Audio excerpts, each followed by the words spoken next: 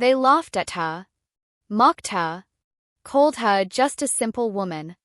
But one day, a millionaire's car broke down right in front of her garage.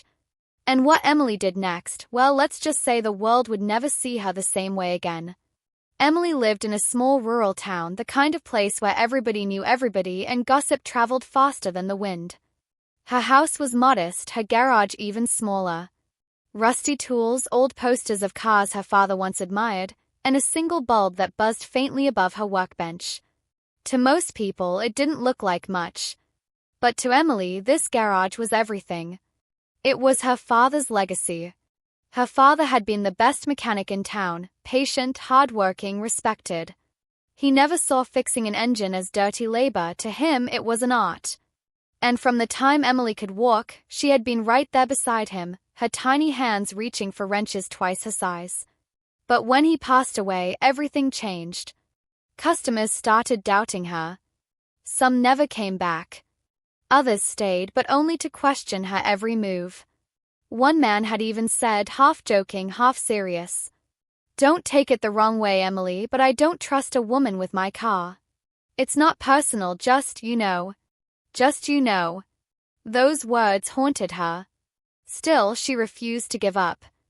She tightened every bolt with precision, wiped every engine clean with care, and poured her entire heart into every repair. Because deep down she knew her father was watching. And she would never let his garage die. But no matter how hard she worked, the ridicule never stopped. At the local diner, she'd overhear whispers. She should just find a normal job. She's wasting her time. She's living in a man's world and she doesn't even see it.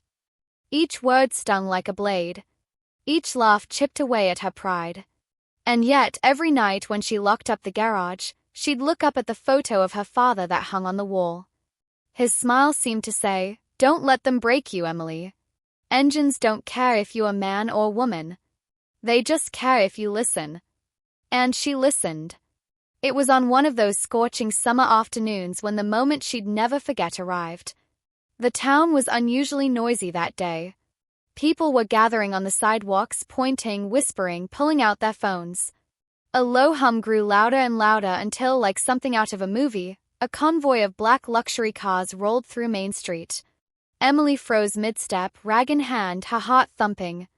The cars gleamed in the sun. Sleek. Polished. Intimidating. They looked alien against the cracked sidewalks and faded storefronts of her small town. And at the center of it all, a Rolls-Royce Phantom. She had only ever seen cars like this in magazines her father used to bring home. Now one sat just a few yards away from her dusty, oil-stained garage. The man inside was Mr. Harrington, the millionaire, known for his wealth, his power, his sharp tongue, and his sharper suits. He didn't belong here. Not in this town. Not in Emily's world. But fate doesn't care about worlds. Because just as the convoy passed Emily's garage, the Phantom coughed, sputtered, and to everyone's shock came to a complete stop. The entire convoy braked behind it, drivers scrambling, assistants shouting. And in that single moment, Emily's quiet little world collided with Harrington's empire. The millionaire's car had died in front of the simple woman's garage. A crowd was gathering. The air was thick with tension. And Emily, standing there with grease on her hands, had no idea her life was about to change forever. Engines hissed. Drivers rushed out. Expensive shoes crunched against the gravel. One man in a crisp suit immediately pulled out his phone, barking orders. And then the back door of the Rolls-Royce swung open. Mr. Harrington stepped out. Tall, silver hair combed perfectly back, his suit worth more than Emily's entire monthly income. He glanced at the broken-down car with irritation, then at the people around him like they were disposable tools. "Why are we stopped?" he snapped. "So the engine," one assistant began. "Then fix it." Harrington barked. The men scrambled like ants, lifting the hood, muttering technical terms, pulling tools from the trunks of the other cars. But minutes ticked by, and frustration grew louder than progress. Emily stood in her garage doorway, watching. Her pulse raced. She knew she could fix it. Her gut screamed the problem at her from where she stood. By now, people had gathered on the sidewalks. Shopkeepers leaned on their doors, kids on bikes stopped to watch, even the diner crowd spilled out, excited to see a millionaire in the flesh. And of course, the whispers started. Look at that car, must cost more than this whole block. Wonder what broke it. Bet none of these fancy city mechanics know what they're doing. Emily swallowed hard. She wanted to step forward. She wanted to say, I can help. But before she could, Harrington's assistant beat her to it. But this wasn't her place. Was it? Excuse me, Emily called out softly, taking a cautious step closer. Every head turned. The assistant's eyes narrowed, his expression dripping with disdain. Yes, he said sharply. I think I can help, Emily said. Her voice was steady, but inside her chest, her heart hammered like a drum. The assistant blinked, then laughed, a short, mocking bark. You? He glanced at Harrington, then at the crowd. What is this? A joke? A ripple of chuckles spread through the suited men. Even Harrington smirked, shaking his head. Another man said, his tone as sharp as his tie. This isn't some farm truck. This is a Rolls-Royce. Please step aside before you embarrass yourself. Heat flushed Emily's face. The crowd whispered louder. Some laughed. She wanted to run. Hide. Pretend she'd never opened her mouth. But she stood frozen in place, her rag still in her hand, her pride burning. Then Harrington himself stepped forward. His voice carried the weight of money and power. Miss, he said slowly, I don't know what kind of toys you tinker with in there, he nodded toward her dusty garage, but this car is worth more than your entire shop. We're not entrusting it to, well, someone like you. Someone like you. The words hit like a slap. Emily's chest tightened. The world around her blurred with heat and shame. The crowd murmured, some nodding, some smirking. She could almost hear their thoughts, his right. She doesn't belong here. She's just a simple woman. Emily clenched the rag in her fist so hard her knuckles whitened. Every memory of every insult she'd swallowed over the years surged inside her. Every sweetheart, let a real mechanic do it, every snicker, every doubting look. And for the first time, instead of shrinking back, she felt fire. Hot. Relentless. Unstoppable. She looked Harrington in the eye. Give me 5 minutes, she said firmly. The crowd gasped. The assistant laughed outright. 5 minutes? Lady, you couldn't fix this in 5 hours. But Emily didn't move. Didn't flinch. Her voice cut through the noise like a blade. 5 minutes. That's all I need. Harrington raised an eyebrow, amused now. His arrogance shifted into cruel entertainment. Fine, he said, smirking. 5 minutes. Let's all watch the little lady prove us wrong. Laughter rolled through the crowd. Phones came out, recording. The assistant stepped aside with mocking bows, as if letting a clown take the stage. Emily stepped forward, her boots crunching on gravel. Her hands trembled, not from fear but from the storm raging inside her. She leaned over the engine. The smell of fuel. The heat of the metal. The familiar hum that only she seemed to hear. And then in seconds she saw it. The problem no one else had noticed. Her father's voice whispered in her mind. Engines don't care who you are. They just need someone who listens. And Emily, she listened. The crowd leaned in. The assistant smirked, arms crossed. Mr. Harrington watched with cold amusement. And Emily, standing in the eye of humiliation, was about to show them all who she really was. Emily leaned over the engine, ignoring the whispers, the laughter, the smirks. Her hands brushed past polished tools the assistants had scattered uselessly across the ground. She didn't need them. She had her own. The crowd was buzzing, but in her mind, silence. Just her. The machine. And her father's voice echoing. Engines don't lie. Listen and they'll tell you what's wrong. Her eyes scanned the lines, the fittings, the valves. And then there it was. A clogged fuel line choking the system. Something so simple yet completely overlooked by the so-called experts. Emily's lips curved into the faintest smile. "Got you," she whispered under her breath. She pulled a wrench from her belt, her movements confident now. The crowd muttered. "What's she even touching? She's gonna break it worse. This is embarrassing." One of Harrington's men leaned toward another. "Get your phone ready. This will be gold." But Emily ignored it all. Twist. Adjust. Clean. Refit. Her fingers moved like a pianist over keys, except her music was the hum of an engine waiting to come alive. Finally, she wiped her hands, stepped back, and nodded at the driver. "Try it now." The driver hesitated, glancing at Harrington. Harrington smirked, arms folded. "Well? What are you waiting for? Humor her." The driver slid into the seat, turned the key. For a split second, silence. The crowd leaned in. Emily's chest tightened. What if she was wrong? What if? Roar. The engine thundered to life, smooth, strong, powerful. The kind of sound that sent shivers down spines. Gasps erupted from the crowd. Phones wobbled as hands dropped in shock. Someone actually clapped before stopping themselves. The assistants' smug smiles vanished. Their faces drained of color. Emily's heart raced, but this time not with fear, with triumph. She had done it. The whispers shifted instantly. She fixed it. No way. Did you see that? The same people who had laughed moments earlier now stared wide-eyed, some with respect, some with shame.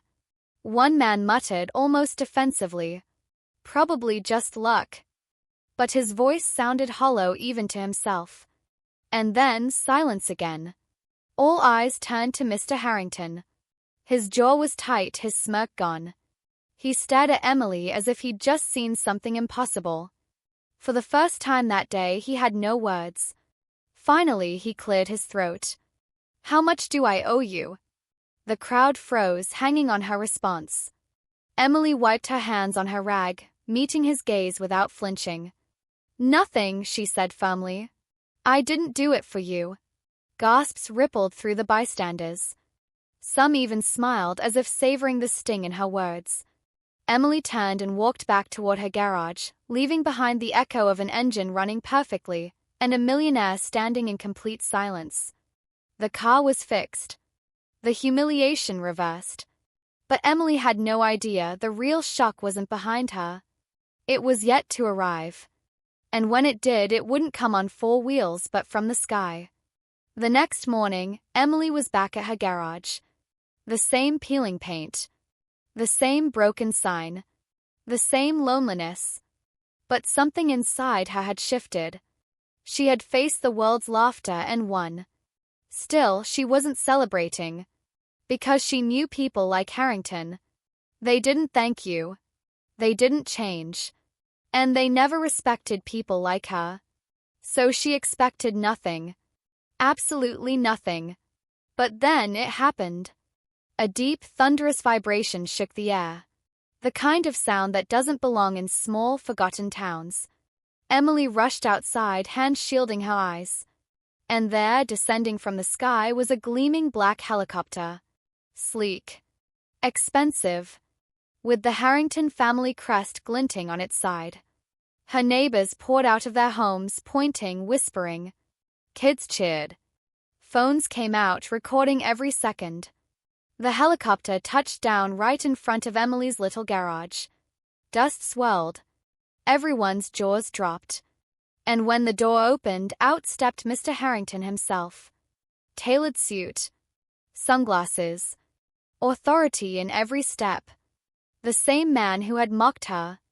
The same man who had stood silent as she walked away. Now standing on her ground. The crowd watched in awe as Harrington approached Emily. He removed his glasses, his piercing eyes locked on her. "You?" He paused, almost tasting the words. "You embarrassed me yesterday." Gasps rippled through the neighbors. Emily's heart pounded, but her voice stayed steady. "Good. Maybe you'll think twice before laughing at someone who knows more than you. The crowd exploded in whispers. Phones recorded every word. This wasn't just a conversation, this was a public duel. Harrington tilted his head, studying her. And then he smiled. But you also impressed me. He gestured toward the helicopter. Get in. We need to talk. Emily hesitated. Every instinct screamed not to trust him.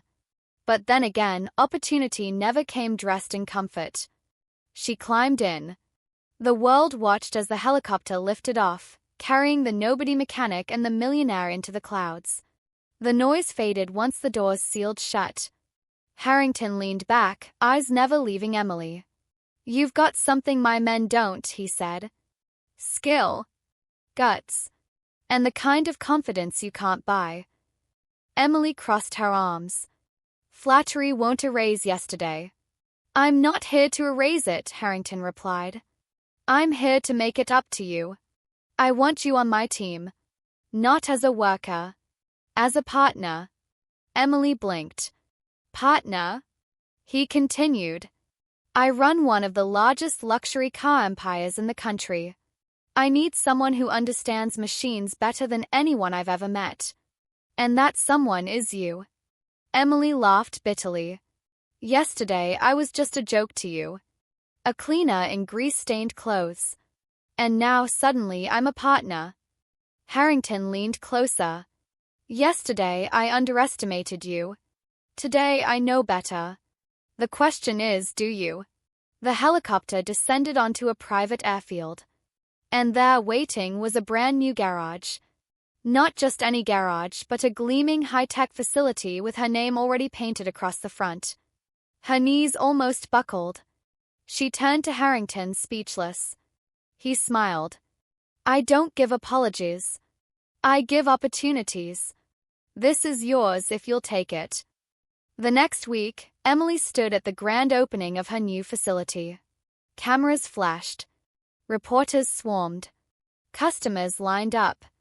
The same neighbors who once whispered she'll never make it now bragged, we always knew she was special. And the mechanics who had mocked her? They applied for jobs under her. Some she hired. Others she turned away with the same smirk they once gave her. And Harrington? He stood beside her at the ribbon cutting, but make no mistake, everyone knew whose name mattered more that day. Because Emily had done what no laughter, no arrogance, no millionaire could take away from her. She proved her worth. On her own terms. Sometimes revenge isn't about shouting back. It isn't about throwing a punch. It's about standing so tall, so undeniable, that the world has no choice but to respect you. Emily didn't just fix an engine. She fixed her place in the world. And in doing so, she left every single person who ever doubted her choking on the dust of her success. If this story gave you chills, smash that like button and tell us in the comments. What's the most satisfying revenge you've ever witnessed? And of course, subscribe for more powerful emotional stories just like this one. Because sometimes karma doesn't just knock. It lands in a helicopter.